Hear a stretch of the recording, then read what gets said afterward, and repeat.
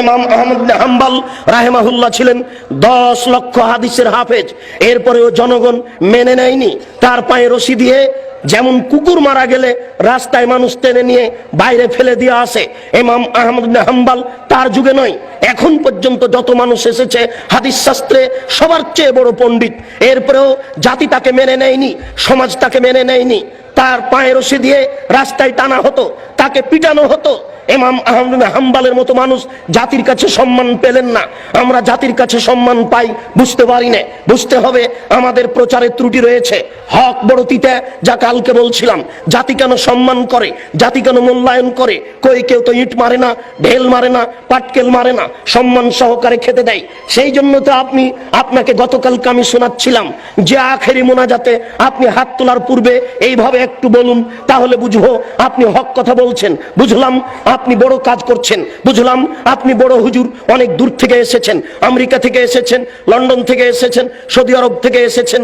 আপনি টুঙ্গির আখেরি মোনাজাতে অংশগ্রহণ করবেন, 1 ঘন্টা আপনি মোনাজাতে থাকবেন।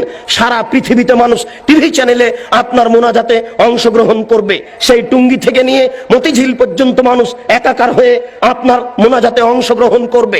দেশের নেতা নেত্রী এই মোনাজাতে অংশগ্রহণ করবে। হুজুর আপনি একটু হক কথা বলুন না, আপনি বলুন। আল্লাহর নবী বলেছেন লা ইয়াফলাহু কওমুন ওয়াল্লাহু আমরাহুম ইমরাতান। ওই জাতি কোনোদিন পরিত্রাণ পেতে পারে না যে জাতি নারীকে করেছে নেত্রী। ওই জাতি কোনোদিন পরিত্রাণ পেতে পারে না যে নারীকে করেছে নেত্রী। ওই জাতি কোনোদিন পরিত্রাণ পেতে পারে না যে জাতি নারীকে করেছে নেত্রী।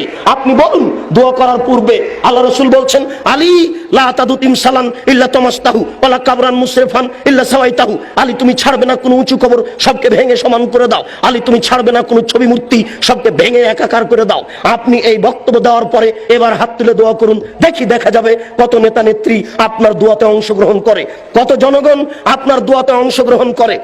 আপনি হাত তুলে দোয়া করার পূর্বে বলুন আল্লাহর নবী বলেছেন মান সাদ্দা ফুরজাতান বানাল্লাহু লাহু বাইতান ফিল জান্নাহ। আল্লাহর নবী বলেছেন সালাত আদায় করার সময়তে দুইজনের মাঝে যেই ফাঁকা রয়েছে এই ফাঁকা বন্ধ করে যে আল্লাহ তার জন্য জান্নাতে ঘর নির্মাণ করেন। আপনি বলুন একটু, এরপরে আপনি হাত তুলে দোয়া শুরু করবেন। বাইতুল মুকাররম হচ্ছে বাংলাদেশের জাতীয় মসজিদ। বাংলাদেশের যারা বড় আলেম তারাই সেখানে খুতবা দেওয়ার অধিকার রাখে। বাংলাদেশের 3 কোটি আহলে হাদিসের আমির হচ্ছেন মুহতারাম আমিরে জামাত ডক্টর আসাদুল্লাহ গালিব, 5 ভাষার সমমানের পণ্ডিত। কই আজ পর্যন্ত আমরা দেখলাম না যে বাইতুল মুকাররমে তিনি খুতবা দিতে পারছেন। কোথায় হক রয়েছে? কে হকের কথা বলবে? আপনি একটু দোয়া করার পূর্বে বলুন। দেশবাসী শোনো, যারা বাইতুল মুকাররমের ইমাম তারাও শুনে রাখুন। আল্লাহর নবী বলেছেন মান সাদ্দা ফুরজাতান বানাল্লাহু লাহু বাইতান ফিল জান্নাহ। যেই ব্যক্তি দুইজনের মাঝের ফাঁকা বন্ধ করবে তার জন্য আল্লাহ জান্নাতে ঘর নির্মাণ করবেন। আল্লাহর নবী বলছেন এই শোনো, আমি দেখতে পাচ্ছি দুইজনের ফাঁকা দিয়ে শয়তান প্রবেশ করছে। তিনি কত কিছু বললেন এই কাতারকে সুন্দর করে সারিবদ্ধ হয়ে প্রাচীরের মতো হয়ে দাঁড়ানোর জন্য।